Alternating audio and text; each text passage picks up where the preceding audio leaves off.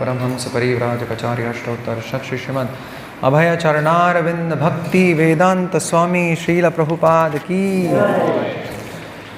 अनंत कोटि वैष्णव वृंद की, गौर प्रेमानंदे। ओम नमो भगवते वासुदेवाय।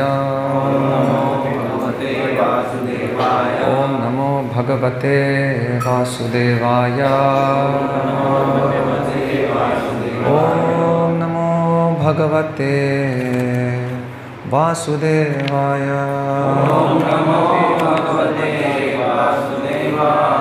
हम लोग पढ़ रहे हैं श्रीमद् भागवतम से स्कंद 1 श्लोक संख्या स्कंद 1 अध्याय 8 श्लोक संख्या 25। महारानी कुंती द्वारा प्रार्थना तथा परीक्षित की रक्षा। विपदः सन्तु ताः शश्वत् तत्र तत्र जगद्गुरोः भवतो दर्शनं यत् स्यात् अपुनर्भवदर्शनं।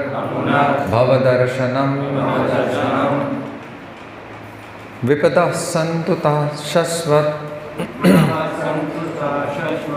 तत्र तत्र जगद्गुरोः भवतो दर्शनं यत् स्यात् अपुनर्भवदर्शनं। विपदः सन्तु ताः शश्वत् तत्र तत्र जगद्गुरोः भवतो दर्शनं यत् स्यात्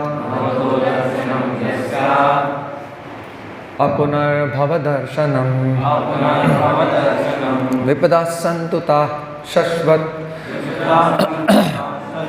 तत्र तत्र जगद्गुरोः भवतो दर्शनं यत् स्यात् अपुनर्भवदर्शनम् शब्दार्थ अनुवाद एवं तात्पर्य कृष्ण कृपा मूर्ति भक्ति वेदांत स्वामी श्रील प्रभुपाद जी के द्वारा अनुवाद।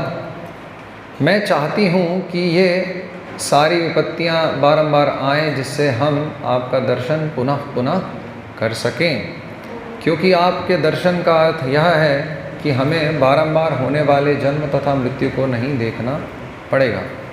अनुवाद। सामान्यतः दुखी, ज़रूरतमंद, बुद्धिमान तथा जिज्ञासु लोग जिन्होंने कुछ पुण्य कर्म किए हैं वे भगवान की पूजा करते हैं। क्या हुआ?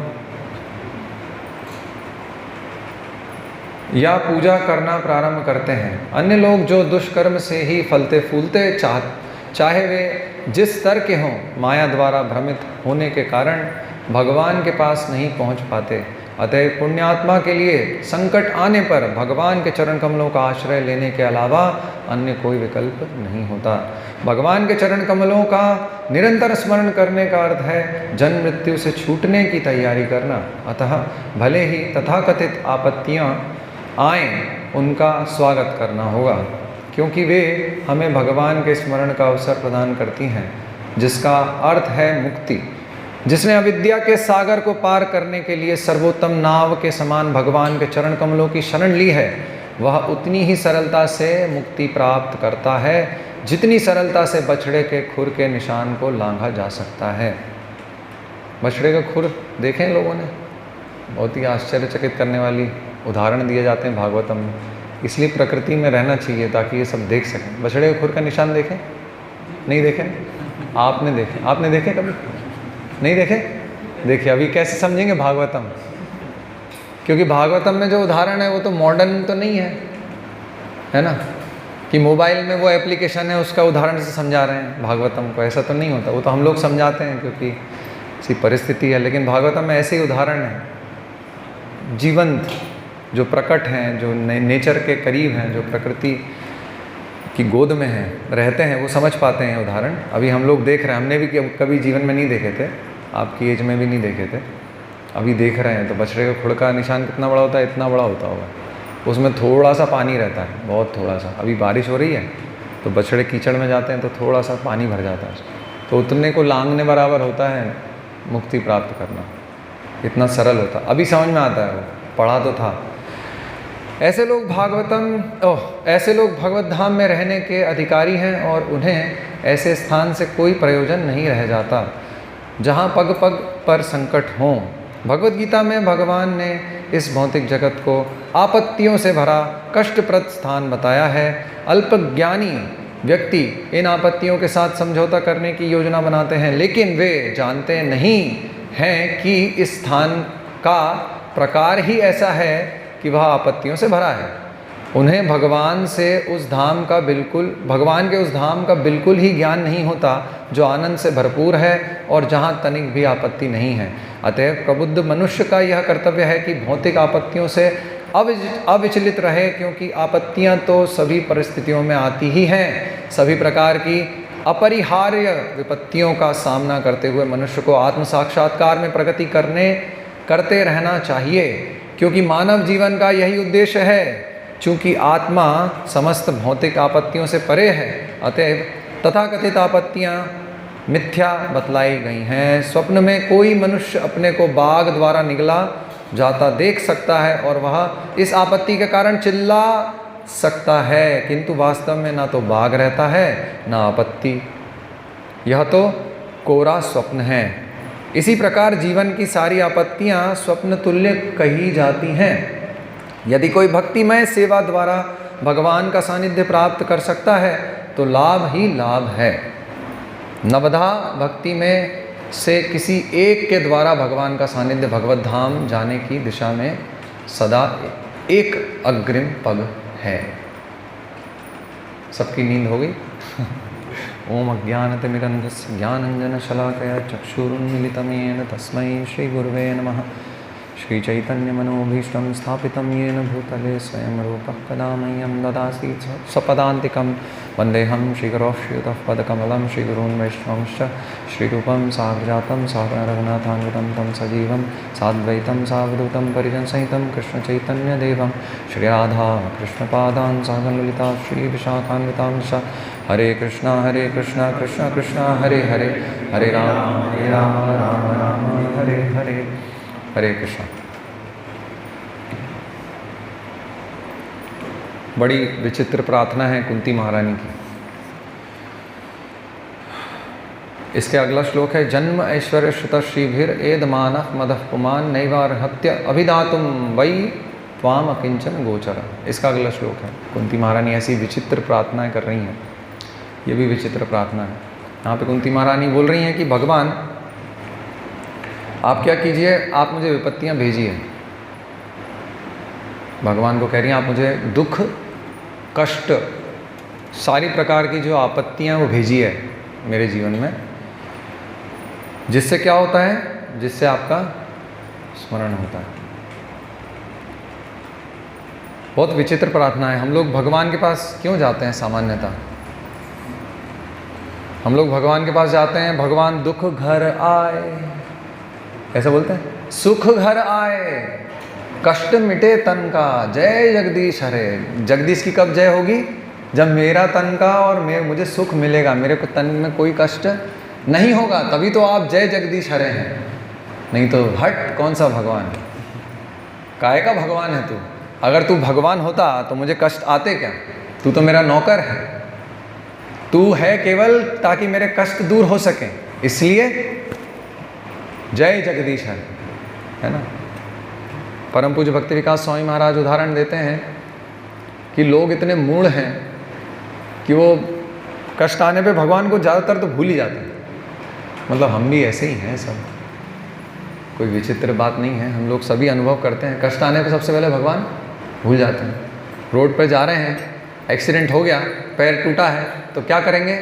कमलेश हाय बचाओ, 108 को बुला लो। हाँ, कोई तो मेरा मित्र होगा आसपास, कोई तो बाइक वाला जा रहा होगा, मेरे पैर की रक्षा करो, हाय बचाओ मुझे इस दर्द से। ऐसे करते हैं। भगवान को क्या कहता है कि हाँ कृष्णा अच्छा हुआ आपने दुख दिया, और दुख दो, मेरे सिर पे से निकाल दो गाड़ी, और दुख दो। ऐसे बोलते हैं? ऐसे नहीं बोलते ना। अरे हाय पैर टूट गया, बचाओ रे बचाओ रे बचाओ, यही बोलते हैं। लेकिन यहाँ कुंती महारानी कह रही पैर टूटे, हाथ टूटे, कुछ टूटे, आप तो और भेजिए मुझे कष्ट। अभी थोड़ा और समझ में आया होगा नहीं? लेकिन ऐसे समय हम भगवान को सामान्यतः सर्वसामान्य स्थिति में हम भूल जाते हैं भगवान को। परम पूज्य भक्ति विकास महाराज बताते हैं एक व्यक्ति भुज में गया, जब वो अर्थक्वेक आया था। बहुत पुरानी बात है, कई लोगों को पता भी नहीं होगी, कई लोग शायद उस समय पैदा भी नहीं होंगे आप लोग। तो भुज में बहुत भयंकर अर्थक्वेक, क्या कहते हैं उसको, भूकंप आया था, भूकंप। तो वहाँ बहुत ही बहुत विषम स्थिति थी। तो एक व्यक्ति वहाँ गया, वो NGO चलाता था, तो वहाँ गया और उसने देखा कि नीचे बच्चे दबे हुए हैं और तड़प तड़प के मर रहे हैं और उनको निकाल नहीं पा रहे हैं, और वो देख रहे हैं कि मर रहे हैं दब के और आवाज़ें आ रही हैं, लेकिन वो एक्सकवेट नहीं कर पा रहे, उनको निकाल नहीं पा रहे। छोटे बच्चे हैं और मर रहे हैं तड़प तड़प के। तो उसका हृदय द्रवित हो गया और उसने कहा कोई भगवान नाम का अगर व्यक्ति होता तो इस प्रकार का क्या कष्ट होता एक मासूम बच्चे को? इसका क्या दोष है? कोई भगवान नहीं है, इतना कष्ट इस संसार में, कोई भगवान नहीं। अगर भगवान होता तो ऐसा नहीं होता, भगवान अच्छा व्यक्ति होता तो ऐसा नहीं करता। तो सामान्य स्थिति में हम भगवान को सबसे पहले कष्ट आता है, सबसे पहले भगवान को बुलाते हैं, ये हमारी स्थिति है। लेकिन भक्त जो है वो भगवान का स्मरण करता है कष्ट में। ये अंतर है एक अभक्त और भक्त में। और भक्त बोलता है और दुख भेजिए, क्योंकि भक्त को विषम परिस्थिति में भगवान का और स्मरण होता है। क्यों होता है ऐसा? द्रौपदी की जब साड़ी खींची जा रही थी तो द्रौपदी क्या कर रही थी? सब वहाँ अभी तो लोग जानबूझ के कपड़े उतार के घूम रहे हैं रोड पर, लेकिन उस समय ऐसा नहीं था। उस समय ये बहुत बड़ी बात है कि उनका वस्त्र हरण कर रहे हैं सब पुरुष वहाँ सभा में। ये बहुत भयंकर स्थिति है।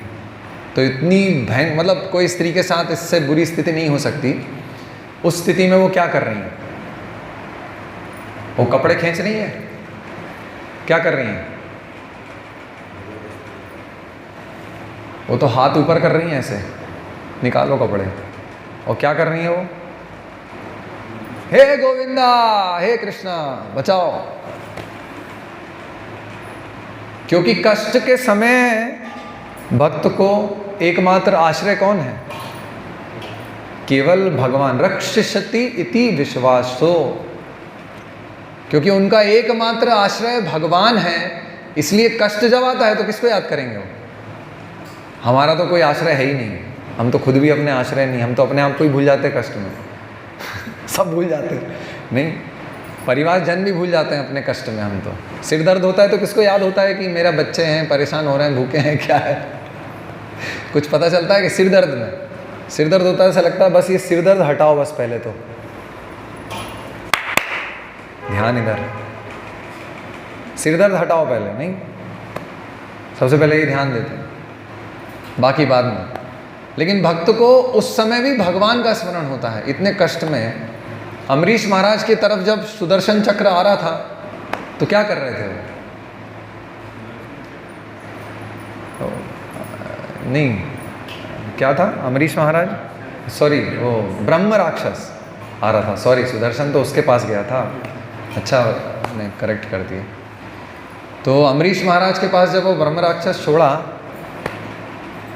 वो क्या दुर्वासा मुनि ने, तो वो क्या कर रहे थे?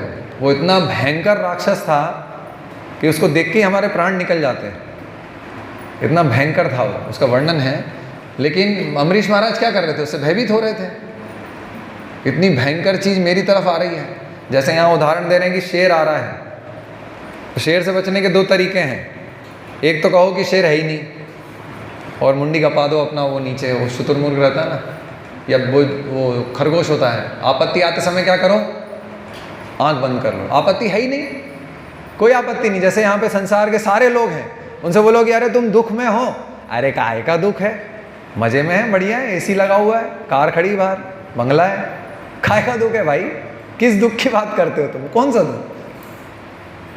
या तो आंख बंद कर लो खरगोश की तरह, कोई दुख नहीं है भाई, मजा है यहाँ, तो कोई शेर नहीं आ रहा मेरे पीछे, कोई नहीं है। लेकिन शेर है। जैसे वो मायावादी होते हैं, मायावादी क्या कहते हैं? बहुत अच्छी एक कथा है। मायावादी कहते हैं कि ये सुख दुख कुछ नहीं है, ये सब माया है, सब माया है। एक बार क्या हुआ, एक गांव में पागल हाथी आता था बार बार, तो गांव में बहुत नुकसान करता था, कई लोगों के हाथ पैर टूट गए, बहुत परेशान करता था। एक मायावादी वहाँ पे साधना करता था, उसके पास जाते थे लोग, बोलते अरे बहुत पागल हाथी बहुत परेशान करता, आप कुछ करो। अरे तुम सब मूर्ख हो, सब मूर्ख लोग हो तुम, कोई हाथी वाती नहीं है, ये सब माया है, कोई कष्ट नहीं है, सब माया है, ये संसार माया है, ये माइक संसार है। तो उन्होंने कहा अच्छा ठीक है गुरुजी, चले जाते हैं। अगले दिन हाथी गुरुजी के पीछे आता है, तो गुरुजी अपना आसन छोड़ के भागते हैं धोती पकड़ के। तो बोले अरे भाई गुरुजी आप कहाँ भाग रहे हैं? हाँ ये तो माया है हाथी। तो बोले ये जो मैं भाग रहा हूँ ये भी माया है ये भी माया है, मैं भाग रहा हूँ मत देखो, ये देखो कि ये माया है, मैं भाग रहा हूँ, ये हाथी सब माया है। तो या तो ऐसे मूर्ख बन जाओ और ऐसी मूर्ख सिद्धांत फिलॉसफी का प्रचार करो कि ये सब माया है। हम बोल रहे हैं ना लोगों को, तो मंगल आरती क्यों नहीं आते, ये कष्ट वो कष्ट, ठीक है उसको समझना भी चाहिए कई बार, है ना। या तो ये बोल दो कि नहीं कोई कष्ट नहीं है, मंगल आरती आना ही चाहिए। कोई माता सेवा में नहीं आई, बोलती मेरे छोटे बच्चे हैं, तो कई बार ऐसा होता है ना, अरे सबके छोटे बच्चे हैं, ये माया है। लेकिन वो माया नहीं है भैया, उसके 3-4 बच्चे हैं, उसकी वो माया वही जाने आप नहीं समझ सकते वो सेवा में क्यों नहीं आ रही है। I am just giving an example, मैं एक उदाहरण दे रहा हूँ। जैसे ऐसा होता है कई बार हम भक्तों पे बहुत हार्श हो जाते हैं, नहीं। जैसे ये मायावादी साधु, अरे कुछ कष्ट वष्ट नहीं है, कुछ नहीं है, क्या है, सब माया है, ऐसा नहीं है, है ना? कष्ट तो है। अब या तो उसका आप विकल्प बताइए ना भक्तों को कि वो कष्ट से कैसे निकलें प्रभु, या भक्त पूछे या उसको विकल्प बताइए। लेकिन उसको एक तरफ हम नहीं कर सकते कि ये सब माया है, ये सब क्या है, तो वो शुतुरमुर्ग फिलॉसफी है ना। तो कष्ट तो है, कष्ट है, लेकिन भक्त कष्ट में केवल एकमात्र आश्रय भगवान को लेते हैं, कोई दूसरे को नहीं लेते। इसलिए भक्त लोग कोई नेता वेता की चापलूसी नहीं करते। कलेक्टर आ गया तो आसन छोड़ के प्रणाम करने चले गए, दंडवत, कलेक्टर साहब आइए, कुर्सी उर्सी साफ करने लगे। प्रवचन देंगे, हाँ आप आए तो आप भी बैठ जाइए कुर्सी पर, अच्छी बात है, आप वीआईपी हैं तो कुर्सी पर बैठ जाइए, है ना। तो भक्त जो होते हैं वो हमेशा कष्ट में भगवान का स्मरण करते हैं, क्योंकि वो उतने शरणागत भगवान को होते हैं। ये बहुत बड़ी प्रार्थना है, हमारे लिए संभव नहीं है ये प्रार्थना। कौन ऐसी प्रार्थना करेगा जैसे कुंती महारानी कर रही, जन्म ऐश्वर्य श्रुत श्रीभि एधमान मदः पुमान। मतलब वो कह रही हैं कि ये जो जन्म ऐश्वर्य श्रुत श्रीभि है, ये तो सब लोग भगवान से मांग रहे हैं। भगवान के पास आते हैं, बोलते भगवान अच्छा जन्म देना, ब्राह्मण कुल में देना, अंबानी के घर में देना, ऐसे ही बोलेंगे ना। आपको फॉर्म भरवाएंगे तो क्या भरेंगे आप, चतुर्वेदी और अंबानी जैसा, या वो क्या नाम है एलन मस्क जैसा, टेस्ला कंपनी का मालिक, नाम चतुर्वेदी होना चाहिए, और मेरा सबसे ऊंचा वर्ण और सबसे बड़ा कहना चाहिए धनी व्यक्ति, है ना, और सबसे बड़ा जन्म ऐश्वर्य, और सबसे श्रुत, श्रुत मतलब बुद्धिमान, पढ़ा लिखा, वो भी होना चाहिए, टॉप होना चाहिए। और श्री भी मतलब सुंदर भी होना चाहिए। सबसे सुंदर कौन हो, मैं ही हूँ। इसलिए वो फेयर एंड लवली बहुत चलता है ना भारत में। विदेशों में सन बात लेते हैं गाले होने के लिए, वो लोग काला होना चाहते हैं क्योंकि गोरे पैदा हुए, और यहाँ के काले लोग गोरा होना चाहते हैं, चमड़ी पलटना चाहते हैं। क्यों? क्योंकि श्रुतश्री भी सबकी आशा है कि मैं सबसे सुंदर हूँ, मैं सबसे अच्छा कुलीन व्यक्ति हूँ, मैं सबसे पढ़ा लिखा, सबसे बड़ा स्कॉलर हूँ। सबकी यही कामना तो है, मैं सबसे ऐश्वर्यशाली हूँ, है ना, मुझसे बड़ा ऐश्वर्य किसी का नहीं है, है ना। लेकिन कुंती महारानी कह रही है कि ये सब तो बाधा है भक्ति में। तो ऐसा हम जानते हैं क्या? सामान्यतः हम लोग सोचते हैं कि यार भक्ति करते हैं तो क्या जरूरी कि कष्ट लें? जरूरी क्या ऐसा भिखारी होकर भक्ति करना है? जरूरी है क्या? फटे या धोती पहन की भक्ति होती है क्या? अच्छे से भक्ति नहीं कर सकते क्या तुम लोग? अच्छा कमाओ खाओ और भक्ति भी करो, क्यों? क्या कष्ट है? अच्छे से भक्ति करो ना। अच्छा कमाएंगे तो दूसरे देखेंगे भी ना कि देखो कितना अच्छा कमाता है और भक्ति भी करता है, तो अच्छा उदाहरण भी होगा। तो ऐसा क्यों नहीं करते हम लोग? कुंती महारानी के पास ये सब चीजें हैं। कुंती महारानी, अच्छा जन्म हुआ है कुंती महारानी का, इसलिए क्या बोल रहे हैं उनको? कुंती महारानी। उनके पास कैसा ऐश्वर्य है? महारानी जैसा ऐश्वर्य है, और कुलीन परिवार में आई है ना। पांडव उनके पुत्र हैं, वृष्णिवंशी हैं, बहुत बड़ा परिवार है, बहुत बड़ा कुटुंब है ना। जन्म ऐश्वर्य है उनका, महारानी है। श्रुता, पढ़ी लिखी हैं, इसलिए ऐसे ऐसे श्लोक की रचना कर रही हैं। ये सब श्लोक कुंती महारानी की प्रार्थनाएं हैं, संस्कृत में श्लोकों की रचनाएं कर रही हैं। तो श्रुता है ही, और श्री भी बहुत सुंदर है। कुंती महारानी बहुत सुंदर है, सब कुछ है, लेकिन कुंती महारानी उसको बाधा मान रही है भक्ति में। क्यों? हमारे पास धन होगा, धन होगा तो क्या होगा? क्या कष्ट नहीं होगा धन से? जिसके पास धन है उसके पास कष्ट नहीं है क्या? जिसके पास धन है उससे बहुत ईर्ष्या करते हैं लोग, हमेशा चाहेंगे कि उसके घर में डकैती हो जाए, इसको मार दूं, योजना बनाएंगे, बहुत पैसा है इसके पास, पकड़ो इसको किसी दिन, इसका बच्चा किडनैप कर लो। नहीं, वो फिल्म स्टार और वो लोग जो बड़े लोग हैं वो क्या बाहर विचरण करते हैं हमारी तरह? नहीं कर पाते ना। क्यों नहीं कर पाते? तो जिनके पास वो है ऐश्वर्य, जन्म ऐश्वर्य, श्रुता श्री भी, क्या उनको सुख का अनुभव है? ऐसी कुंती महारानी का जीवन देखिए आप, उनके पास सब कुछ है, लेकिन कितने कष्ट हैं उनके जीवन में। देखिए आप बचपन से उनके बच्चों को देखिए, उनके पति की देहांत हो जाता है अर्ली एज में, उनको श्रापित किया जाता है, वो जंगल में रहती हैं, कितना कष्ट भोगती हैं। फिर उनका देहांत हो जाता है, बच्चों को पालती हैं, उसमें भी वो कौरव उनके शत्रु, कितना कष्ट है।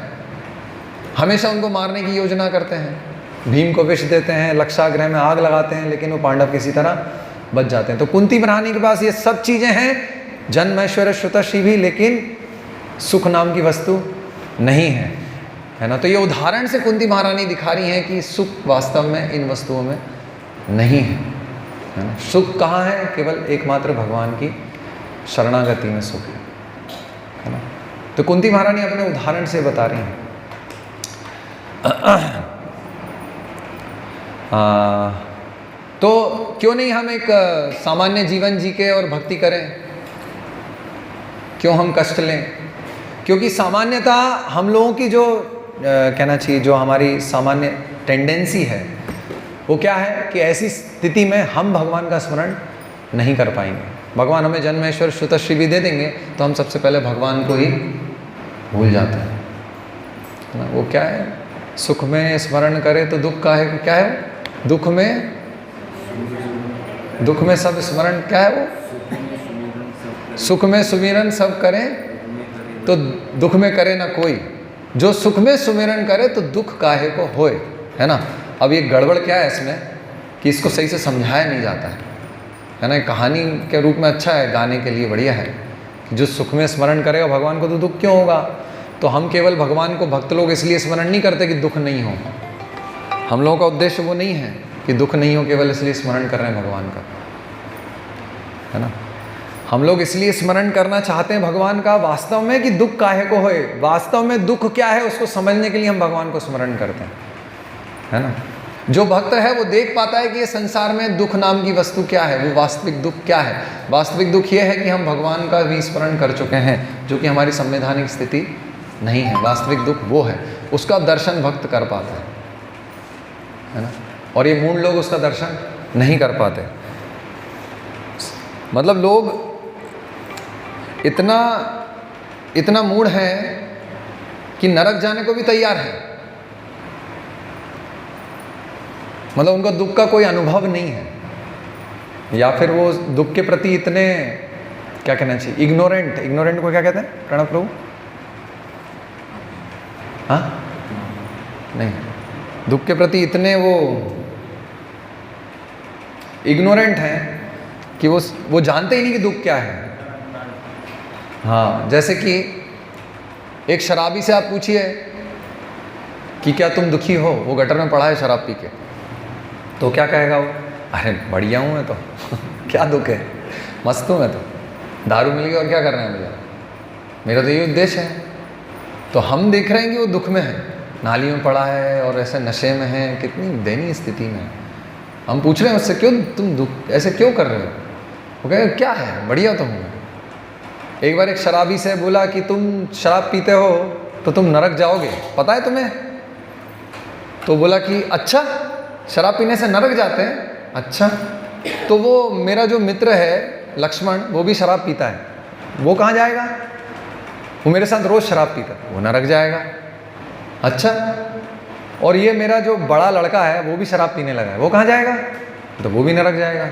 अच्छा, वही मेरा वो पड़ोसी है वो भी शराब पीता है, वो कहाँ जाएगा? बोला वो भी नरक जाएगा, तुम सब नरक जाओगे।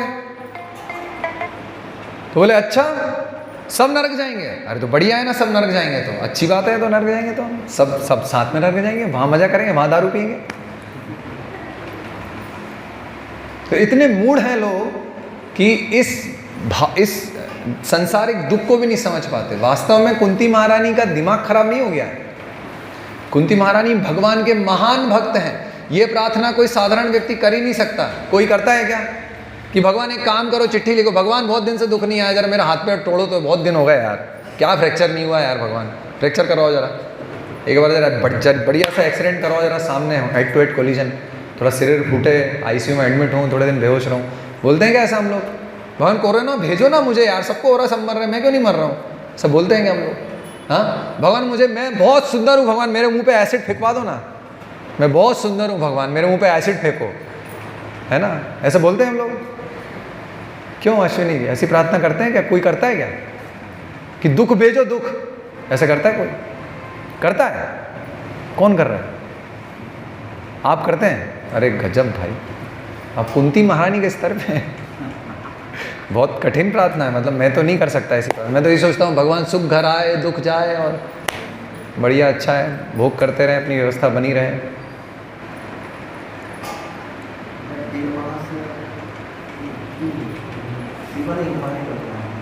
वो बाद में प्रश्न।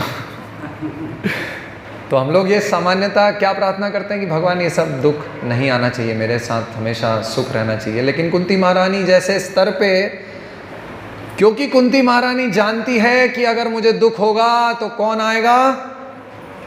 कुंती महारानी बोलती है भवतो दर्शनम यत् स्यात्, कि भगवान जब दुख होगा तो अवश्य ही आप होंगे। क्यों? क्योंकि कुंती महारानी इतनी विवश होकर भगवान को प्रार्थना करती है, जैसे द्रौपदी। हम भगवान को पैर टूटता है तो विवशता से बुलाएंगे, मान लो बुला लिया तो क्या कृष्ण स्वयं आएंगे? स्वयं कृष्ण आएंगे? हमारा पैर टूटा है तो कितना, मतलब फ्रैक्चर में बहुत दर्द होता है, तो कोई बुलाएगा अगर भगवान को उस कष्ट में, मान लो याद भी आ गए, तो क्या भगवान आएंगे स्वयं? हे कृष्णा बहुत दर्द है, भगवान मिटाओ, आएंगे? लेकिन कुंती महारानी बोल रही, द्रौपदी बोल रही कृष्णा, तो कृष्ण तुरंत आ गए वहां पे। ऐसा क्यों हो रहा है? क्या अंतर है? इतनी विवशता से वो भक्त बुलाता है, जैसे कोई बच्चा होता है ना अपनी माँ को बुलाता है, तो माँ भले ही वो चूल्हे पे खाना बना रही हो, उसका दूध उफन रहा हो, कुछ जल रहा हो मसाला, लेकिन माँ क्या करेगी? आग लगे सब में, मेरा बच्चा रो रहा है, अभी भाड़ में जाए सब। ऐसी विवशता से वो बच्चा बुलाता है कि वो माँ है ना जो रुक नहीं पाती वहाँ पे, बहुत बार प्रयास करती है वो। जैसे मैं उदाहरण देखता हूँ, मेरी पत्नी है तो वो कुकिंग कर रही है, कुछ कर रही है, बहुत व्यस्त भी है, लेकिन वो गौर सुंदर जब रो रहा है तो थोड़ा देर रोएगा, एवरेज चलेगा, थोड़ा 5-1 मिनट चलता है, लेकिन जब उसकी ट्यून ऊपर जाती है, हाई ट्यून पे जाता है कीर्तन में, तब तो वो सब फेंक के और अब भाड़ में जाए, अब नहीं रुक सकती है। अब जो भी हो रहा हो, बारिश हो रही, कपड़े गीले हो रहे, जो नुकसान दिख रहा है, कुछ गड़बड़ हो रहा है, लेकिन अब मैं नहीं रुक सकती, क्योंकि अब उसने ऐसे पुकारा है कि अब मैं नहीं रुक सकता।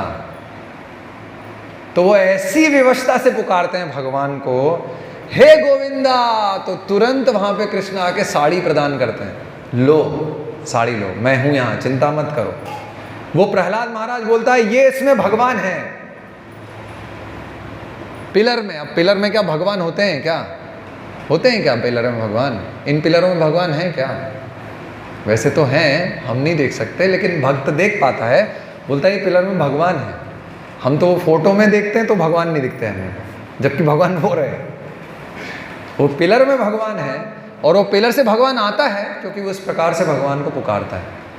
तो वो विवशता से जब हम भगवान को बुलाते हैं तो भगवान स्वयं उपस्थित होते हैं। तो वो विवशता कुंती महारानी के स्तर पे है, ये बहुत ही ऊंचे स्तर की भक्ति चल रही है। ये साधारण लोग ऐसी प्रार्थना ना करें, सावधान, साधु सावधान। हम लोग ऐसी प्रार्थना करेंगे मर जाएंगे, सहन नहीं कर पाएंगे हम। वो साधारण सा कष्ट आता है तो हम पूरी भक्ति में, कैसी होती है हमारी भक्ति? थोड़ा घर में कलेश हो जाए, किसी भक्त से प्रॉब्लम हो जाए, मंदिर में कोई सेवा में इधर उधर हो जाए, तो कैसी हमारी भक्ति बदलती है। हम एज अ पर्सन तुरंत बदल जाते हैं, तुरंत वो मद मोह अहंकार वो सब बाहर प्रकट होता नहीं। एक छोटी सी बात हुई, उससे हमारा पूरा भक्ति में परिवर्तन हो जाता है। नहीं होता है कि नहीं होता है? होता है ना। और ऐसा लगता है यार ये भक्ति में कोई सार नहीं है, मज़ा नहीं आ रहा है, नीरस हो जाता है, नीरस। वही कीर्तन, वही माला, सब नीरस हो जाता है। मेरा अनुभव है, कुछ साल पहले ऐसा हुआ तो मेरी माला होना थोड़ा, मेरी माला की क्वालिटी बहुत डाउन हो गई। ऐसा होता है हमारे साथ, लेकिन इन लोगों की क्वालिटी बढ़ती है। विचित्र बात है, ये भक्तों की क्वालिटी बढ़ती है भक्ति की। जितने कष्ट बढ़ते जाते हैं, उनके कष्ट बढ़ते जाते हैं और एकदम थ्रेशोल्ड पे जाते हैं, तो उतने ही थ्रेशोल्ड से भगवान को याद करते हैं और भगवान प्रकट ही हो जाते हैं। फिर बस अब मैं आया, जैसे प्रहलाद महाराज का जीवन है। प्रहलाद महाराज के कष्ट बढ़ते जा रहे हैं, बढ़ते जा रहे हैं, और प्रहलाद महाराज का आनंद बढ़ता जा रहा है भक्ति में। आने दो सांप, आने दो, खाई से फेंको, हाथी से कुचलो, चलने दो सब, तो उनकी भक्ति क्या हो रही है?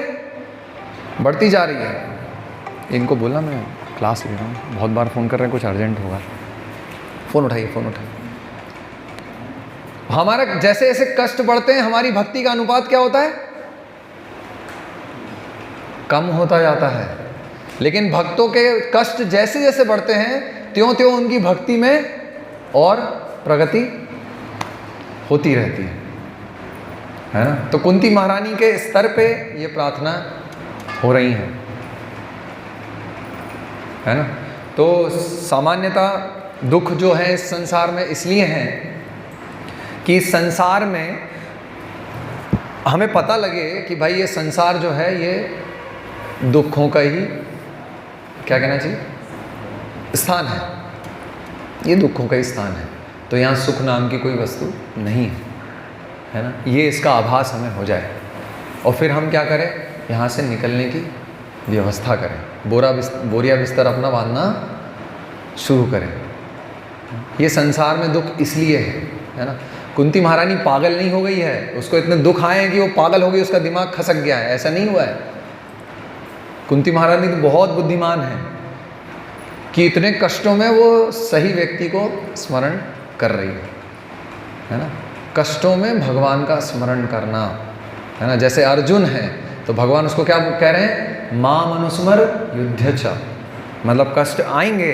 अभी अर्जुन बोल रहा है भगवान ये सामने मेरा गुरु है, इस पे उलट के बाण कैसे चलाऊं, ये मेरा भाई है ना, ये मेरे सब संबंधी गण हैं, ये मेरा मित्र है ना, ये पुत्र पौत्र, इनको कैसे मैं मारूं। तो भगवान बोल रहे हैं मारो, और क्या करो, इनको मारते समय तुम्हें मतलब आघात कष्ट होगा, बहुत कष्ट होगा है ना। तुम इनको मारोगे तो बहुत कष्ट होगा उस समय तुम, लेकिन क्या करो, मां मनुस्मर युद्ध चा, फिर से होना है। तो फिर भी उस समय क्या करो, तुम मेरा स्मरण करते हुए युद्ध करो। अब ये कितनी कठिन बात है ना। तो ऐसी विषम परिस्थिति में भगवान का स्मरण किनको होता है, जो भक्ति में बहुत प्रवीण है ना। तो ऐसी प्रार्थना है कुंती महारानी की, ये हमें याद करते रहना चाहिए बार बार, है ना। ये ऐसी प्रार्थनाओं को हमें शिरोधार करना चाहिए कि कब मेरा ऐसा स्तर होगा कि मैं ऐसे प्रार्थना कर पाऊंगा भगवान से कि भगवान ये मेरी सुंदरता को हटाओ, मेरा पैसा छीन लो, आप मेरे को गरीब बना दो। क्यों बोल रही कुंती महारानी, वो पागल नहीं है, क्योंकि कुंती महारानी जानती है वो क्या बोल रही है, नैवाभ्यर्तुम अभिधातुम नैवार्हत्य अभिधातुम। अर्हत्य मतलब कि किसकी अर्हता है भगवान आपको प्राप्त करने की, अर्हता मतलब किसकी योग्यता है, आपको कौन योग्य है प्राप्त करने के। तो क्या कह रही है, वही त्वाम अकिंचन गोचर, अकिंचन गोचर। आप किसकी संपत्ति हैं भगवान, आप वो अकिंचन गोचर की संपत्ति हैं, उसकी योग्यता है आपको प्राप्त करने की। ये जन्म ऐश्वर्य श्रुता श्री भी इनकी योग्यता नहीं है। कोई ब्राह्मण कुल में पैदा हुआ तो क्या उसको योग्यता मिल गई भगवान को प्राप्त करने की, योग्यता नहीं मिली उसको भगवान को प्राप्त करने की, है ना। कोई अंबानी बन गया तो क्या योग्यता मिल गई उसको प्राप्त करने की, नहीं मिली। किसको योग्यता मिली, ये बोल रही कुंती महारानी, त्वाम अकिंचन गोचरा, जिसके पास कोई संपत्ति, कोई ऐश्वर्य, जिसके पास कुछ भी नहीं है, उसकी प्रॉपर्टी है भगवान आप। अकिंचन गोचर, उसकी प्रॉपर्टी है आप भगवान। जिनके पास ये सब है उसके पास तो आप फटकते भी नहीं है। वो दुर्योधन ने भगवान को बुलाया था ना, राज भोज में भगवान को बुलाया था, लेकिन भगवान किसके पास गए, भगवान दुर्योधन के पास नहीं गए। भगवान किसके पास गए, विदुर के पास गए। विदुर अकिंचन गोचर है ना, दासी पुत्र, ना कोई कुल से है, ना कोई बहुत ऐश्वर्यशाली है, साधारण व्यक्ति के यहाँ गए प्रसाद लेने, और वो राज भोज लेने नहीं गए वो भगवान, क्योंकि भगवान उसकी प्रॉपर्टी नहीं है ना। दुर्योधन ऐसा कह सकता है, भगवान चलो आओ, तो भगवान किसी के ऑर्डर सप्लायर थोड़ी ना है ना। भगवान तो केवल भक्त्या उपृतम अश्नामी प्रयतात्मना, भगवान केवल भक्त की शरणागति के अनुसार, उसके उस अनुपात में भगवान भी शरणागत हो जाते हैं भक्त को, है ना। तो भगवान ऐसे लोगों की प्रॉपर्टी है जो उनको पूर्ण रूप से शरणागत है। एकांतिकी हरेर भक्ति, मतलब केवल भगवान की शरण, एकमात्र भगवान जिसकी शरण है, भगवान उसको शरणागत हो जाता है। तो ये कुंती महारानी की प्रार्थना है। सामान्यतः हम लोग ऐसी प्रार्थनाएं नहीं कर सकते, लेकिन ऐसी प्रार्थनाओं को दोहरा कर इन प्रार्थनाओं के स्तर तक पहुंचने का प्रयास कर सकते हैं। हरे कृष्ण। श्रील प्रभुपाद की जय, श्रीमद् भागवतम की जय। किसी का कोई प्रश्न है?